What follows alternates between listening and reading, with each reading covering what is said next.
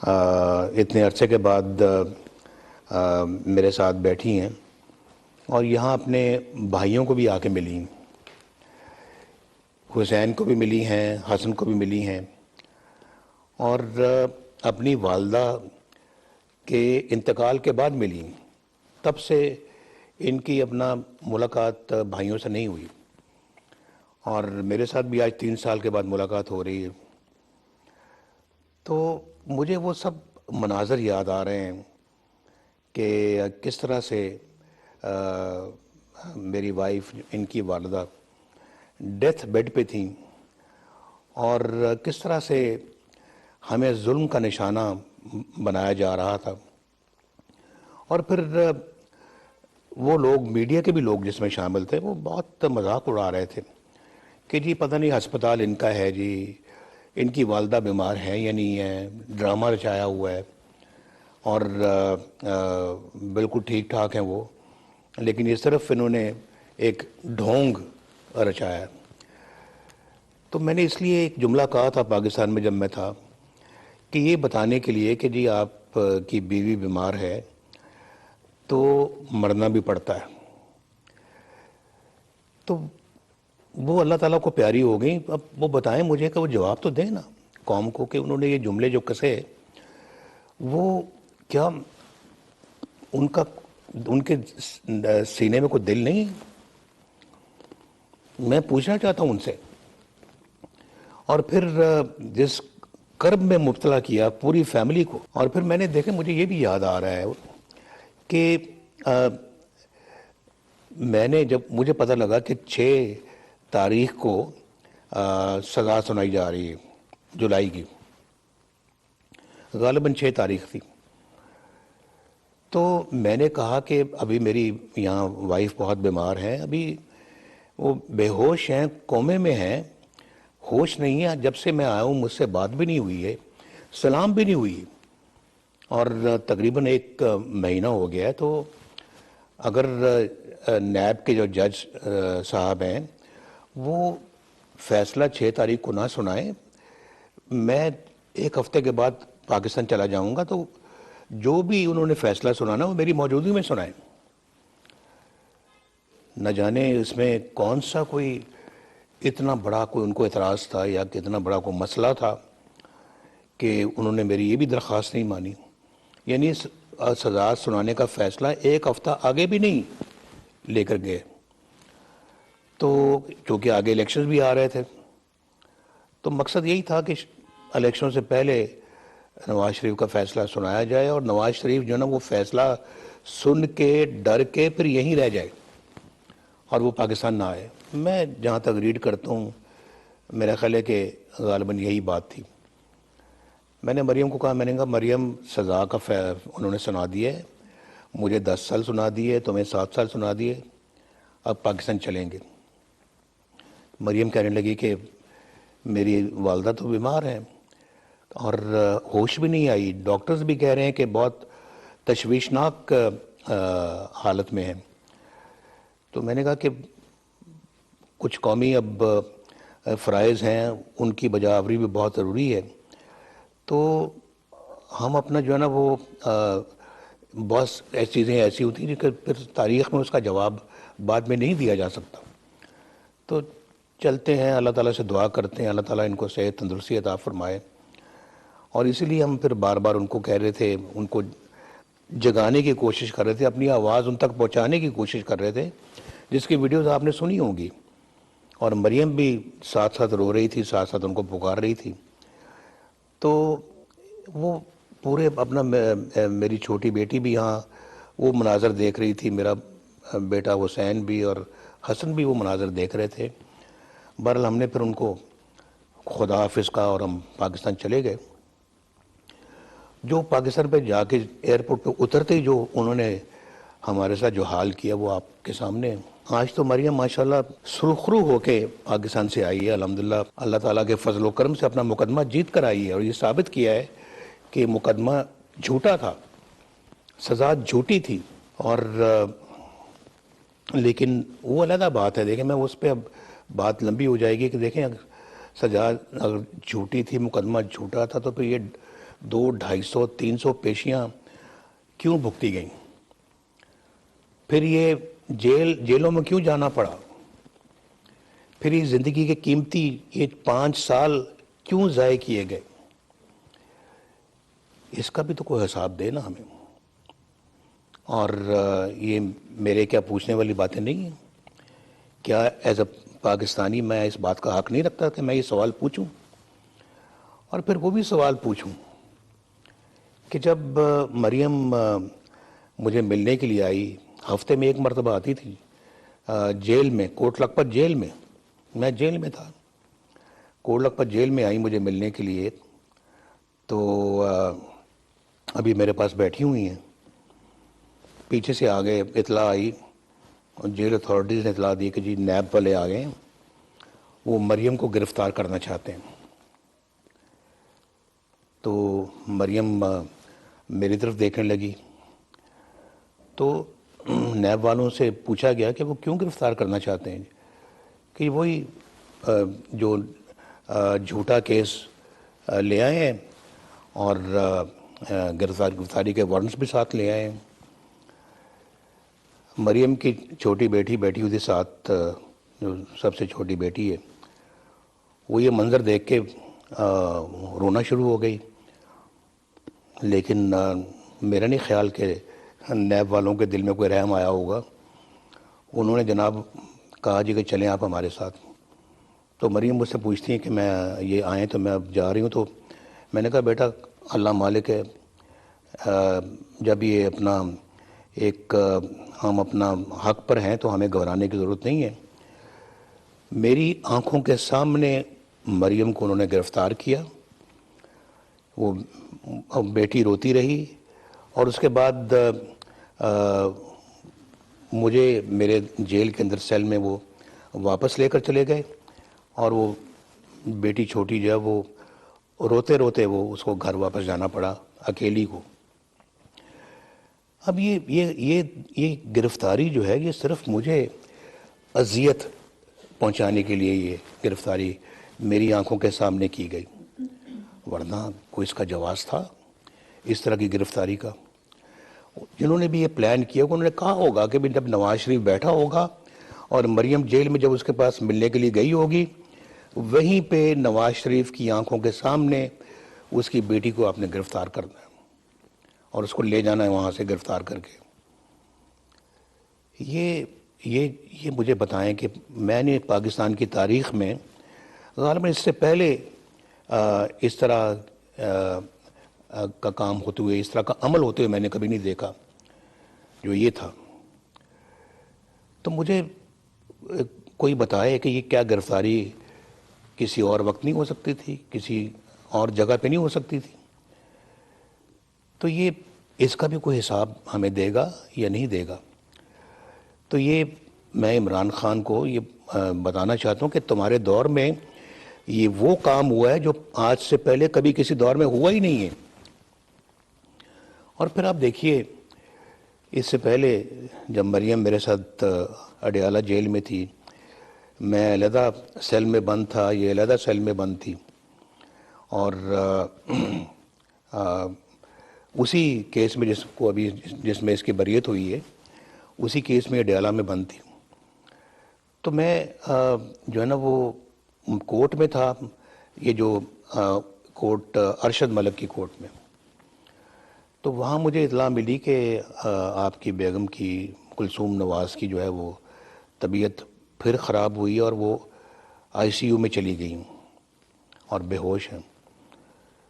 تو مجھے بہت فکر ہوا، اور میں نے وہاں کورٹ میں تو کوئی راستہ نہیں تھا کہ میں کسی سے کہتا کہ آپ مجھے میری بات کروائیں. میں جیل چلا گیا، وہاں مجھے جیل لے گئے، کیونکہ ہر پیشے کے بعد وہ جیپ میں بٹھا کے جیل لے جاتے تھے. تو وہاں پر میں گیا تو وہاں جو ہے وہ سپرڈنٹ جیل کے کمرے میں سیدھا گڑ کے گیا. تو میں نے کہا کہ میری بیوی کی طبیعت بہت خراب ہے، مجھے ابھی لندن سے میسج آیا ہے، تو آپ مجھے میری بات کروا دیں. تو میری شکل دیکھنا شروع ہو گئے. میں تو بات نہیں آپ کی کرا سکتا.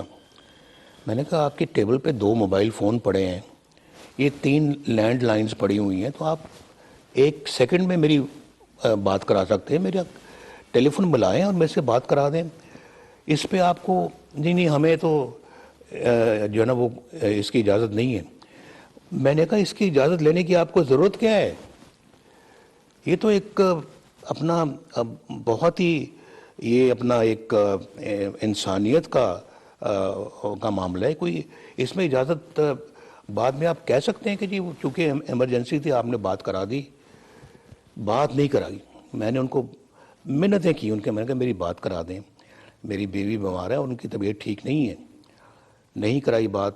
خیر مجھے وہاں سے وہ میرے سیل میں لے گئے اور 3 گھنٹے کے بعد میرے پاس آتے ہیں کہ جی ہمیں بڑا دکھ ہے جی, آپ کی بیگم فوت ہو گئی, آپ کی وائف فوت ہو گئی.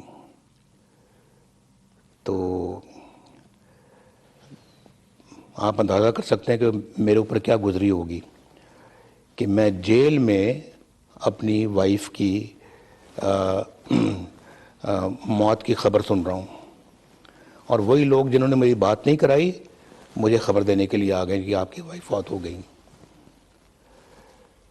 تو مجھے کہنے لگا ہم مریم کی طرف جا رہے ہیں, ان کو اطلاع کرنی ہے.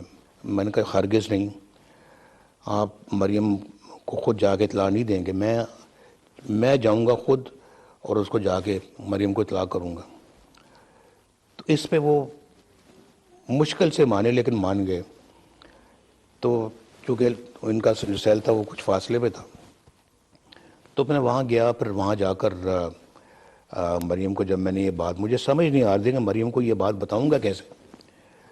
بہرحال کیونکہ مریم کو تو سرے سے اس کا کوئی اندازہ ہی نہیں تھا, تو جب میں نے مریم کو یہ بات بتائی تو سکتے میں آ گئی اور بہت زار و قطار رونا شروع کر دیا. تو بڑی مشکل سے میں نے مریم کو سنبھالا. تو یعنی میں نے بھی اپنی جیل میں اپنی بیوی کے بارے میں یہ ان کے مرنے کی خبر سنی, اور میں جیل میں, اور یہ بھی جیل میں اپنی والدہ کی مرنے کی خبر سن رہی ہیں. یہ پتہ سب کو تھا کہ میری بیوی بیمار ہے, ان کی والدہ بیمار ہے. اگر وہ ہمیں 10, 15, 20 دن پہلے کہتے اچھا جی یا قید سنا کے کہہ دیتے کہ جو آپ کی بیوی چونکہ بہت بیمار ہیں, آپ ان کی جا کے تیمارداری کریں, ان کے پاس رہیں, ان کے پاس وقت گزاریں, آپ آئیں گے پھر ہم دوبارہ آپ جیل میں آ جائیں. لیکن یہ وقت آپ کے جیل میں رہنے کا نہیں, آپ جا کے ان کے پاس رہیں. یہ کسی کو توفیق نہیں ہوئی. ان کو یعنی کہ وہ مر گئیں اور ہمیں جیل میں یہ خبریں پہنچ رہی ہیں. تو یہ میں سمجھتا ہوں جی کہ یہ وہ واقعات ہیں جو زندگی میں کبھی بھولے نہیں جاتے. کئی نقصانات ہوتے ہیں, کئی لاسز ہوتے ہیں جو ریکوربل ہوتے ہیں, جو آج نہیں تو کل وہ اللہ تعالیٰ ان کو پورا کر دیتا ہے. لیکن کئی ایسے لاسز ہوتے ہیں زندگی کے جو ریکوربل نہیں ہوتے, جو ریٹریو نہیں کیے جا سکتے, جو ریپیئر نہیں کیے جا سکتے. یہ ان لاسز میں ایک لاس ہے جو کبھی ریپیئر نہیں ہوگا, کبھی بھولا بھی نہیں جائے گا. ابھی جو ہے نا وہ جب سے آئی ہے تو میرے ساتھ اور اپنے بھائیوں کے ساتھ اپنی ماں کی باتیں کر رہی ہیں, اور یہاں وہ بیٹھتی تھیں, یہاں وہ ہمیں یہ کہتی تھی, اس طرح سے ہم ان کو جا کے ہسپتال میں ملتے تھے. تو یہ میں سمجھتا ہوں کہ یہ سیاست اپنی جگہ پر, لیکن یہ کبھی بندے کو اس طرح سے ظلم نہیں کرنا چاہیے. اور آج وہ ظلم ایک ایک کر کے ظلم کرنے والوں کے سامنے آ رہے ہیں, اور آئندہ اور آئیں گے. سب کچھ جو کچھ انہوں نے کیا وہ ایک ایک کر کے ان کی حرکتیں قوم کے سامنے آ رہی ہیں, ایکسپوز ہو رہے ہیں. اور وہ جو شرمناک قسم کے جو فیل کیے ہیں انہوں نے, شرمناک قسم کی جو باتیں کی ہیں, جو مکر و فریب کیا ہے, جو دھوکے بازی کی ہے, سب کچھ قوم کے سامنے آ رہا ہے. ہر چیز پہ یو ٹرن, ہر چیز پہ یو ٹرن, سب قوم دیکھ رہی ہے, کر رہی ہے. میں IMF کے پاس نہیں جاؤں گا, جانے سے پہلے خودکشی کر لوں گا. وہ خودکشی آج تک نہیں کی. قوم دیکھ رہی تھی کب کریں گے یہ خودکشی. میاں صاحب آپ ہمیشہ یہ بات کرتے تھے, یہ آج آپ نے بات اس کو دہرایا, لیکن ہم کیونکہ ہم نے وہ دیکھے حالات جب بیگم کلثوم نواز صاحبہ حاج ڈسٹرکٹ کلینک میں نہیں دے رہے علاج, آپ نے کہا جانتا ہوں کہ احتساب کے نام پہ انتقام لیا جا رہا ہے آپ سے. JIDs بنی, جو بھی ہوا اس کیس کو ہم سب نے فالو کیا, جو ماہرین ہیں قانون ہے وہ بھی دیکھتے رہے, لیکن اب نیب وہ تمام الزامات جو ہیں وہ ثابت کرنے میں ناکام رہی اور مریم نواز کی بریت ہوتی ہے. مریم نواز کی بریت کو لے کے آپ کے حوالے سے اب یہ کہا جا رہا ہے کہ میاں نواز شریف کی رائیں ہموار ہو چکی ہیں, کیونکہ یہ ثابت ہو گیا کہ وہ الزامات جو تھے وہ ایک سیاسی انتقام پر مبنی تھے. اس حوالے سے کچھ بتائیں کہ آپ کیا سمجھتے ہیں کہ وہ جو کچھ ہوا آگے کیا ہونے جا رہا ہے؟ میرے خیال آپ نے جو سوال پوچھا ہے بالکل وہ اس کا جواب بھی اس میں آ گیا ہے, لیکن اس میں ایک آپ کو بات بتاؤں کہ انسان چال چلتا ہے لیکن اللہ تعالیٰ کی اپنی تدبیر ہوتی ہے. اور یہ بھی کہتا کہ یہ بھی سنا ہے آپ نے, مین پرپوزز گاڈ ڈسپوزز. تو قرآن پاک میں بھی ہے کہ انسان اپنی تدبیر کرتا ہے, اللہ کی اپنی تدبیر ہوتی ہے. تو پھر فائنل تدبیر تو اللہ کی ہوتی ہے نا جی. دیکھیں اب مجھے بتائیں کہ جی یہ کیا اب ثاقب نثار صاحب خود اپنی زبانی کہہ گئے ہیں, انہوں نے کہا ہے, آڈیو لیک آئی ہے اور وہ آڈیو کو جھٹلا نہیں سکتے, اس کا فورنزک بھی ہو گیا ہوا اس آڈیو کا. انہوں نے کہا ہے جی کہ ہم نے نواز شریف کو اور مریم کو سزا دینی ہے اور عمران خان کو لانا ہے. اور یہ جو ہے نا وہ اس بندے نے کہا کہ ان کی تو سزا بنتی نہیں ہے. جی آپ ٹھیک کہتے ہیں مگر اب ہمیں یہ کرنا پڑے گا. یہ چیف جسٹس آف پاکستان میاں ثاقب نثار کے الفاظ ہیں جو میں آپ کو بتا رہا ہوں. اب اس سے بڑی کوئی ایویڈنس چاہیے جناب, مجھے بتائیں, اور کسی کو ایویڈنس ہو سکتی ہے؟ شوکت صدیقی صاحب نے جو باتیں کی ہیں اس سے بڑی کوئی ایویڈنس اور کسی کی ہو سکتی ہے؟ جنہوں نے یہ کہا کہ جی یہ اپنا آپ نے نواز شریف کو اور مریم کو جیل سے باہر نہیں آنے دینا اگر آپ کے پاس اپیل آئی. انہوں نے کہا جی اپیل تو تب آئے گی کہ پہلے نیب کی عدالت کا ورڈکٹ آ جائے, اس کا فیصلہ آ جائے. تو انہیں نے فیصلہ تو ہو چکا ہے, اب صرف کوانٹم کا فیصلہ ہونا ہے. کوانٹم کا لفظ استعمال کیا ہے کہ کتنے سال سزا دلوانی ہے. تو جج نے حضور سزا دی نہیں ہے, دلوائی گئی ہے. یہ اس سے زیادہ بڑا ثبوت اور کون سا ہو سکتا ہے؟ پھر یہ بھی کہا گیا کہ اگر آپ نے ایسا نہ کیا تو ہماری تو 2 سال کی محنت ضائع ہو جائے گی. بھائی اتنے کیسز کے سو موٹو لیے جاتے ہیں, سو موٹو نوٹس لیے جاتے ہیں. بھائی اس کا بھی سو موٹو نوٹس لو, اس کا بھی کوئی کہو. یہ 5 سال سے ناانصافی پہ ناانصافی, ناانصافی پہ ناانصافی, ناانصافی پہ ناانصافی, اور کوئی سو موٹو نوٹس نہیں ہے اس کا. یہ اتنے بڑے بڑے لوگ جو گواہیاں دے رہے ہیں, خود ارشد ملک صاحب نے یہ کہا, اور اس پہ پھر اس وقت کے چیف جسٹس نے کہا کہ ہمارا سر شرم سے جھک جانا چاہیے جو ارشد ملک کہہ گئے. میرا کیس وہیں کا وہیں ہے. کون نہیں جانتا کہ یہ سب فیبریکیٹڈ اور فیک کیسز تھے, کوئی جس میں کوئی اپنا نہ جان ہے نہ اس میں کوئی کسی قسم کا کوئی اپنا جو ہے وہ ایویڈنس ہے. لیکن سزائیں دے دیں کہ مجھے الیکشنوں سے بھی دور رکھا جائے اور مجھے فار لائف ڈسکوالیفائی کر دیا. اگر آج کہا جا رہا ہے, دیکھیں نا, لائف ڈسکوالیفیکیشن بھی سپریم کورٹ سے ہوئی, اور آج کہا جا رہا ہے کہ جناب یہ تو بڑا ڈرکونین قانون ہے اور بہت ہی یہ ڈرکونین فیصلہ ہے. قانون کہیں نہیں ہے, یہ ڈرکونین فیصلہ ہے اور ظلم ہے. تو پھر اس کا ازالہ دیکھیں. یہ سب باتیں قوم تک پہنچنی چاہیے. میں تو یہ کبھی میں تو اپنا دکھڑا اور رونا لوگوں تک کبھی پہنچاتا بھی نہیں ہوں. اور میں تو سمجھتا ہوں جی کہ یہ مسلسل 5 سالوں سے یہ جو نا ظلم روا ہے, اور ہمارے ساتھ جو سلوک کیا جاتا رہا ہے, اس سے بڑا ظلم اور کیا ہو سکتا ہے. اور دیکھیں اس وقت پاکستان جو ہے میرے بھائی, پاکستان ترقی کر رہا تھا، ترقی کی شاہراہ پہ گامزن تھا، پاکستان دنیا کی ایک ایٹمی قوت تو بن چکا تھا، اب ایک معاشی قوت بننے جا رہا تھا۔ آپ مجھے بتائیں، ڈالر 100 روپے کا تھا جب میں پرائم منسٹر تھا، سبزی دال کی قیمتیں، گوشت کی قیمتیں اور عام روزمرہ کی استعمال کی چیزیں لوگوں کی پہنچ میں تھی بڑی آسانی کے ساتھ۔ بجلی ہم لے کے آئے اللہ کے فضل و کرم سے، لوڈ شیڈنگ کا خاتمہ کر دیا ہم نے، اور پاکستان جو ہے نا وہ موٹر ویز بن رہے ہیں، پاکستان کے اندر خوشحالی آ رہی ہے، لوگوں کو روزگار مل رہے ہیں، اور پھر ان بچوں کو ایک نیا مستقبل نظر آ رہا تھا ملک کے اندر کہ جی انشاءاللہ ہمیں بھی اچھا روزگار ملے گا۔ اور پاکستان کے اندر جو ہم نے یہ دہشت گردی کو ہم نے ختم کیا، پرامن ملک بنایا، لیکن آج ہم کہاں چلے گئے؟ ایک بلین ڈالر کے لیے جا کے ہم دوسرے ملکوں سے بھیک مانگتے رہے۔ اب مجھے بتائیں کہ یہ کون سا غیرت مند ملک جو ہے وہ یہ برداشت کر سکتا ہے؟ میں تو ایک پاکستان کو، میں تو وہ خواب دیکھ رہا تھا کہ پاکستان اللہ کے فضل و کرم سے اس خطے میں بھی اور دنیا کے اندر بھی ایک معاشی طور پہ بھی ایک مضبوط ملک بنے گا۔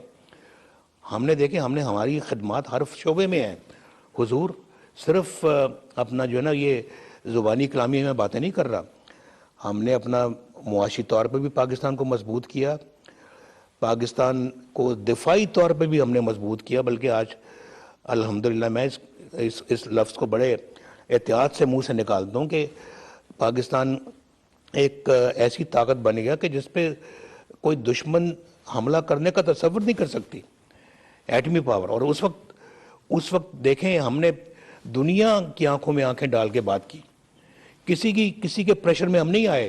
یہ جو کہتے ہیں جی کہ نو مور، یا کیا الفاظ کہتے ہیں، ایبسلیوٹلی ناٹ، کس بات پہ تم ایبسلیوٹلی ناٹ کہہ رہے ہو؟ تم نے کیا کیا ہے؟ ہم نے ایبسلیوٹلی ناٹ کہا نہیں، انہوں نے کہا، جب دیکھا کہ ایبسلیوٹلی ناٹ پہ بھی جو ہے نا وہ بات نہیں بن رہی، نواز شریف ایبسلیوٹلی ناٹ کہہ رہا ہے، تو تشتری میں $5 بلین پیش کر دیے گئے ہمیں۔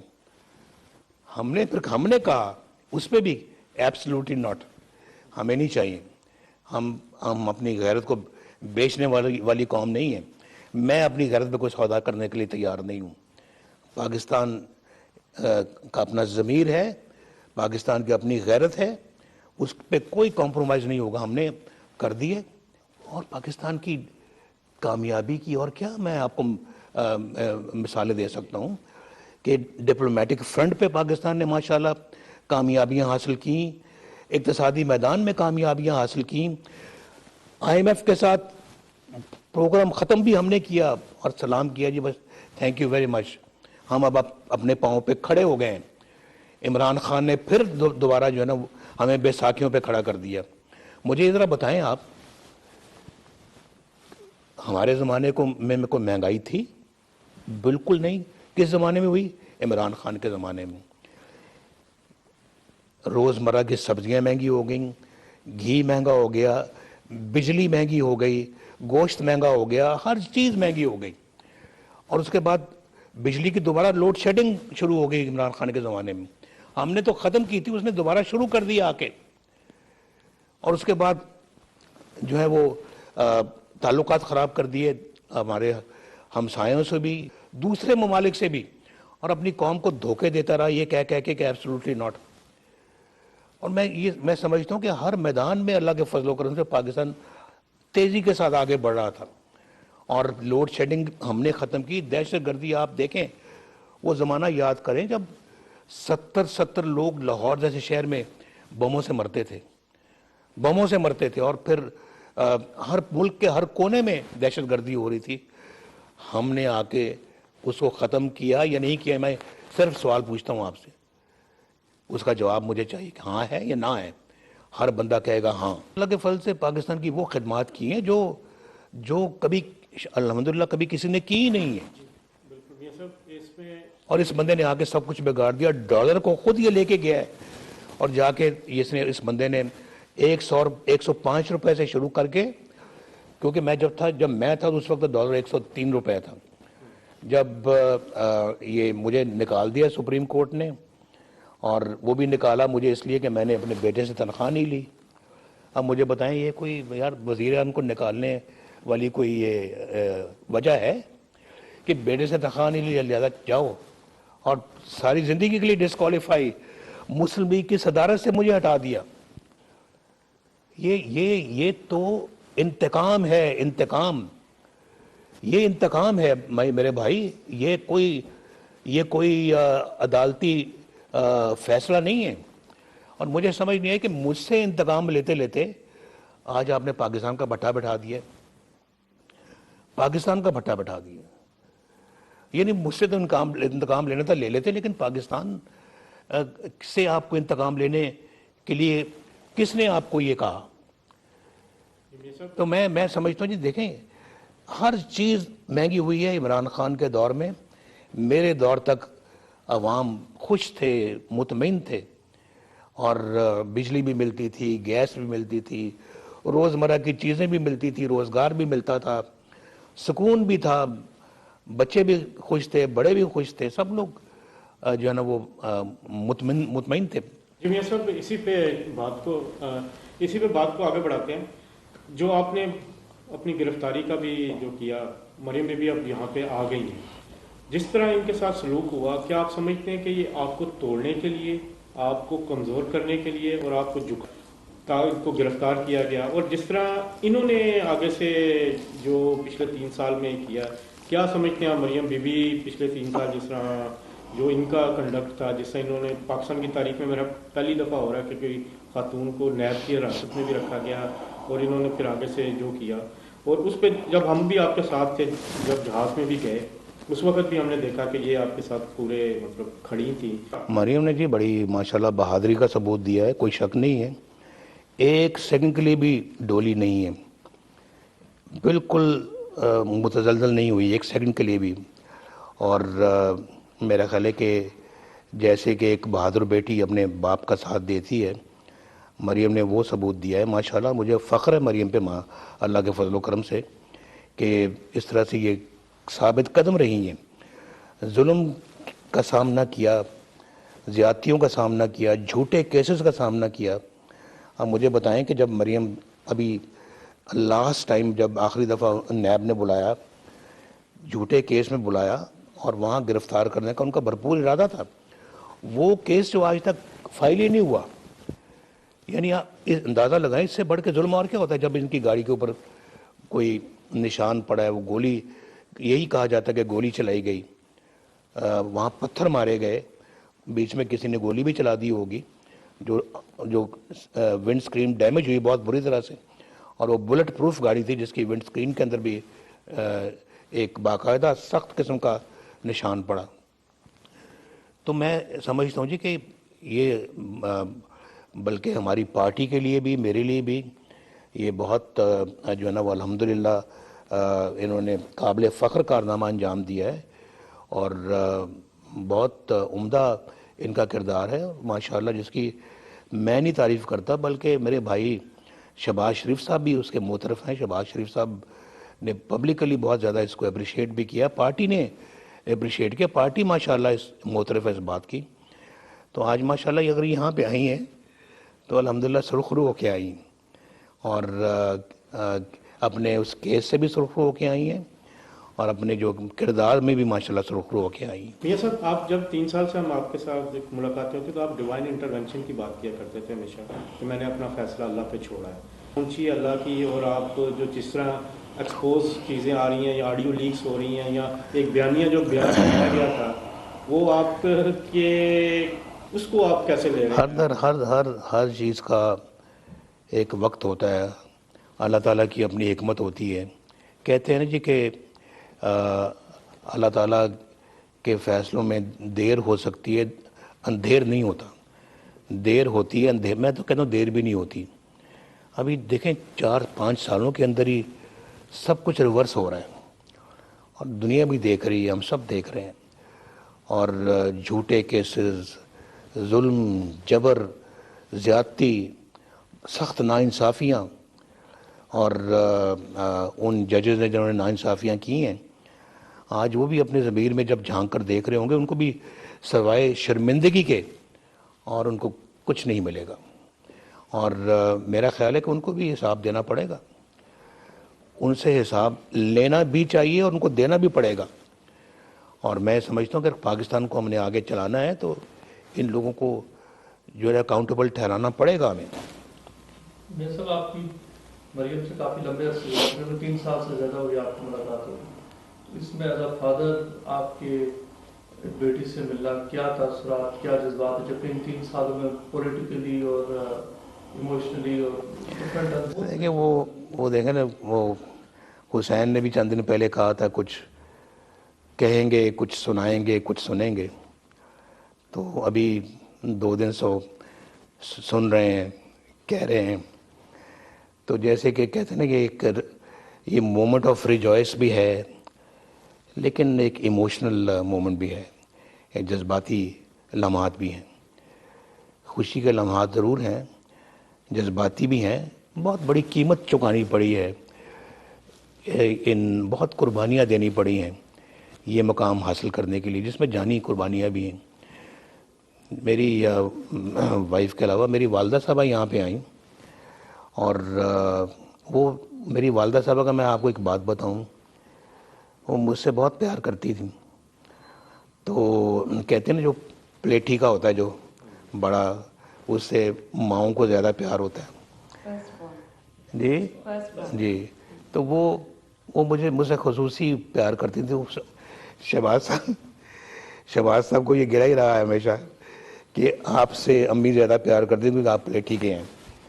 تو امی کے سامنے بھی یہ بات کرتے تھے تو وہ بھی ہنستی تھیں. تو میں یہاں پہ نا جی جو پنڈی والی جیل ہے اور پھر کوٹ لکھپت جیل ہے، دونوں میں وہ پھر آتی تھیں ہفتے میں ایک دفعہ. پورا لاہور سے چلتی تھی، سمر میں آتی تھیں. اور وہاں آ کے جب مجھے ہفتے میں ایک دفعہ جب ملتی تھی تو مجھے کہتی تھی میں نے اب تمہارے بغیر واپس نہیں جانا. تو میں نے کہا امی جی آپ یہ سپرنٹ کو کہنے لگی کہ تم ان کو آج میرے ساتھ واپس بھیجو، میں پنڈی آئی ہوں، میں آج میں نہیں جانا. انہوں نے کہا جی ہم نہیں آپا جی ہم نہیں چھوڑ سکتے ان کو. کہنے نہیں میں تو اس کو لے کے جاؤں گی. اور انہوں نے وہاں پہ جو ہے نا وہ بہت جذباتی ہو گئی کہ میں تو لے کے جاؤں گی، میں نے خود اکیلے نہیں جانا. تو پھر ان کا نہیں ہم نہیں بھیجنے دے سکتے. نہیں آپ کیوں نہیں دے سکتے، آپ یہاں کے انچارج ہیں. کہ نہیں ہم نہیں کر سکتے. ان کے نہیں پھر میں بھی ان کے ساتھ یہاں رہوں گی سیل میں، مجھے بھی یہیں رکھ دو پھر. تو یہ وہاں پر ان کو پھر بہت ہم نے پھر محبت پیار سے ان کو سمجھایا منایا. کوٹ لکھپت میں انہیں ایسے ہی کرتی تھی جب بھی آتی تھی. تو میں جو بات آپ کو جو سوال پوچھا تھا آپ نے اس کا جواب دے رہا تھا کہ پھر مائیں تو پھر آپ کو پتہ ہے کہ وہ یہ ابھی جب میں قربانی کی بات کر رہا تھا کہ والدہ صاحب یہاں پہ آئیں تو کہنے لگی میں بس نواز تمہیں ملنے آئی ہوں اور بس میں بس 2 ہفتے رہوں گی پھر میں چلی جاؤں گی. تو لندن میں میرا دل نہیں لگتا. تو 2 ہفتے جب گزر گئے تو انہوں نے کہا نہیں ابھی میں ہفتہ اور رہوں گی. پھر ہفتہ جب گزر گیا انہوں نے کہا نہیں ابھی میں 2-4 ہفتے اور رہوں گی. ان کو مجھے چھوڑ کر جانے کو دل نہیں کرتا تھا. بس وہ 2 4 ہفتے آگے کرتی چلی گئیں. پھر وہ بیچ میں جو ہے نا وہ کووڈ آ گیا. پھر ان کو ہم نے کہا کہ ابھی آپ ادھر ہی رہیں. پھر وہ اپنا کووڈ کے دوران ان کو کووڈ نہیں ہوا لیکن اسی میں پھر وہ اللہ کو پیاری ہو گئی. تو میں نے یہ کہا کہ وہ اپنا گھر وہاں پہ پاکستان میں چھوڑ کر یہاں مجھے ملنے آئیں اور جب انہوں نے جان دی تو بالکل میرے ہاتھوں میں تھی. میں ان کے سراہانے بیٹھا ہوا تھا جب وہ سسکیاں لے رہی تھیں اور ود ان منٹس وہ پھر فوت ہو گئیں. یہ بڑے جذباتی لمحات تھے، ان کو ان لمحات کو بھی ہم یاد کرتے رہے. یہاں پہ مریم جو ہے نا وہ اس وقت تو یہاں نہیں تھی، مریم تو پاکستان میں تھی، لیکن وہ سارا قصہ مریم کو ہم نے بتایا. اور یہاں پہ میرے جدہ میں والد صاحب کے ساتھ بھی ایسا ہی ہوا تھا کہ وہاں فوت ہو گئے. ہم ان کو لحد میں قبر میں اتارنے کے لیے پاکستان بھی نہ جا سکے. میں والدہ صاحبہ فوت ہوئی، میں ان کے ساتھ پاکستان نہیں جا سکا، میری بیگم فوت ہوئی تو مجھے جیل میں خبر مل رہی ہے، اور پھر 3 دنوں کے لیے ہم اپنا پیرول پہ باہر آئے، پیرول کے بعد پھر جیل واپس، میں بھی اور مریم بھی، بیگم کے مرنے کے بعد، اس کی والدہ کے مرنے کے بعد پھر 2 دنوں کے بعد جیل واپس۔ کچھ حد ہوتی ہے، کوئی لمٹ ہوتی ہے، لیکن آج میں اپنے آپ سے بھی پوچھتا ہوں کہ غلط کام ہوا کدھر ہے، اور کون سا غلط کام ہوا جس کے عوض میں اتنی بڑی سزائیں دی گئیں۔ تو یہ بڑی دکھ دینے والی بات ہے کہ ہمیں یہ بھی نہیں پتہ لگ رہا کہ ہم نے کیا کیا ہے، اور پھر خود جج لکھ گیا اپنے فیصلے میں نیب کا کہ کرپشن کا ایلیمنٹ کہیں نظر نہیں آیا۔ اب ہم مجھے بتائیں کہ اس میں جج کہہ رہا ہے کہ کرپشن کا کوئی کیس نہیں ملا، سزا کس بات کی، پھر کس بات کی؟ آج کورٹ بھی کہہ رہی ہے کہ ایسٹس، کیا نواز شریف کے ایسٹس پہلے دیکھے گئے ہیں جو آپ اپنا کیس بنایا ان پہ؟ نیب کے پاس کوئی جواب نہیں تھا۔ یہ سب مشرف دور میں بھی وہ ظلم نہیں ہوا، اب ان کی اپنی کچھ ویڈیو آڈیو لیکس آ رہی ہیں، کبھی وہ خریداری کر رہے ہیں، کبھی بلیک میلنگ کر رہے ہیں، تو اس پہ اب ایک مرتبہ پھر دوبارہ مسلم لیگ نون کو وہی بوم تقریباً اللہ تعالیٰ نے عطا کر دیا ہے۔ ظاہر ہے کہ آپ نے اپنا کیس اللہ تعالیٰ پہ چھوڑا تھا، اب جن کی جو آڈیو لیکس آ رہی ہیں یا جو بلیک میلنگ لوگوں کو کر رہے ہیں، خریداری کر رہے ہیں، ان کے خلاف مسلم لیگ نون یا گورنمنٹ کوئی ایکشن لے گی یا پھر چھوڑ دیا جائے گا؟ دیکھ لے، میں نے ابھی کہا تھا مقافات عمل کی بات ہے، یہ سازش کرنے والا سب سے بڑا سازشی خود نکلا ہے، ہر چیز عیاں ہو رہی ہے، ایک ایک کرتوت قوم کے سامنے آ رہے ہیں، آئندہ پتہ نہیں اور کیا کچھ آئے گا۔ ابھی جو آیا ہے پتہ نہیں وہ اس کا کیا قوم کو جواب دے گا، کیا دے گا؟ آج قوم جاننا چاہتی ہے۔ میں نے تو مختلف معاملات پہ اشارتاً یہ بات کی، لیکن اس معاملے پہ انشاءاللہ مریم بھی بات کریں گی، ہو سکا تو میں بھی بات کروں گا۔ کیا آخری سوال میاں صاحب، کیا ہم میاں محمد نواز شریف کو اگلے سال 2023 میں جب الیکشن ہوتے ہیں وزیر اعظم پاکستان چوتھی مرتبہ بنتے ہوئے دیکھ رہے ہیں؟ کیا وہ پاکستان جا کر انتخابی مہم کریں گے؟ اس کے بارے میں لوگ پوچھ رہے ہیں، تو کیا کہیں؟ بس انشاءاللہ جی۔ Thank you sir, thank you very much sir, بہت شکریہ، thank you very much sir. London میں قائد پاکستان مسلم لیگ نون اور سابق وزیر اعظم نواز شریف لندن میں اہم گفتگو کر رہے تھے۔ ان کا کہنا تھا کہ میری آنکھوں کے سامنے مریم کو گرفتار کیا گیا۔ مریم سے کہا کہ بیٹا ہم حق پر ہیں، گھبرانے کی ضرورت نہیں، ہمارے پورے خاندان کو شدید کرب میں مبتلا کیا گیا۔ میں نے درخواست کی تھی کہ میری اہلیہ بیمار ہیں، میری ایک بات کروا دو۔ میری بیمار اہلیہ سے بات نہیں کروائی گئی، میری اہلیہ وفات پا گئیں، اب وہ لوگ جواب دیں۔ مجھے ساری صورتحال یاد ہے جب میری اہلیہ بستر مرگ پر تھیں۔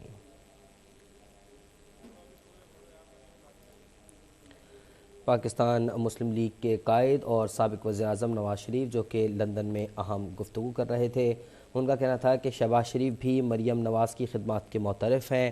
مجھے مریم کی بہادری پر فخر ہے۔ مریم نواز نے دلیری کے ساتھ حالات کا مقابلہ کیا ہے۔ انہوں نے کہا کہ ہم نے دباؤ میں آئے بغیر پاکستان کو ایٹمی قوت بنایا۔ مجھے اس جرم کی سزا دی گئی جو جرم میں نے کیا ہی نہیں۔ اگر کسی کو انتقام لینا تھا تو وہ سامنے آتا۔ عمران خان نے ملک کو بیساکھیوں پر کھڑا کر دیا۔ اگر کسی کو انتقام لینا ہے تو وہ سامنے آئے۔ IMF کے ساتھ پروگرام ہم نے ختم کیا تھا۔ انہوں نے کہا کہ 4-5 سالوں میں سب پلٹ رہا ہے۔